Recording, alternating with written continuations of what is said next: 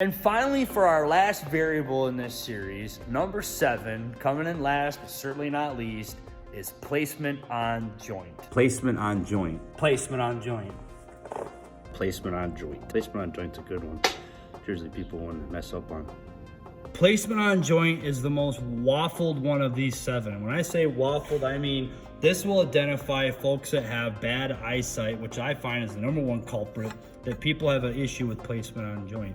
Placement on joint is going to refer to how my electrode is positioned on the part. In this case, I'm using a tungsten rod as a pointer. But if I have my placement on joint favored too high or too low, I'm going to get an undesirable weld profile that happens because of that. Specifically in this lap joint, if I have my electrode too high on this top piece of metal right here, I pull too much of this material and gravity takes hold and bloops it on down here.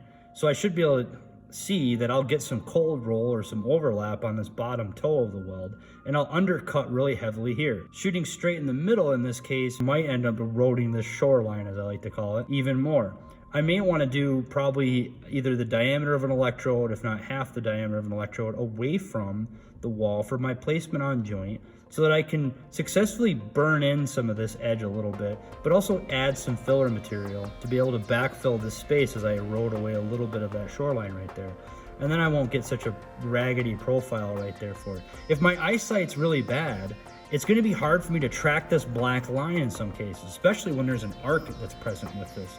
So get your eyes checked, make sure your prescription's up to date, and make sure that you can see the joints you're working on. So that rounds out the 7 essential variables in welding. 7 essential variables in welding. 7 essential variables in welding. Contact tip to work distance. Okay guys, cut it out. That's enough. Stop. Now that we've rounded out the list of the 7 essential variables, hopefully you have a better idea of how these variables are used in a simplistic approach to be able to control the welding process in not only your welding education program, but maybe in your everyday life out there as a welder, fitter, fabricator. So I hope you found that this content was helpful and useful to break down the welding process into 7 essential variable steps that you can control as a fabricator out there. I'm Jason Ball with Miller Electric. This has been your Miller Electric quick tip today on the 7 essential variables in welding. Have a great day, and we'll see you next time.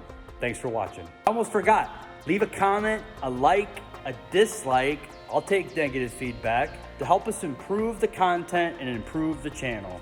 Thanks again for your participation. I'm Jason Ball. We'll see you next time.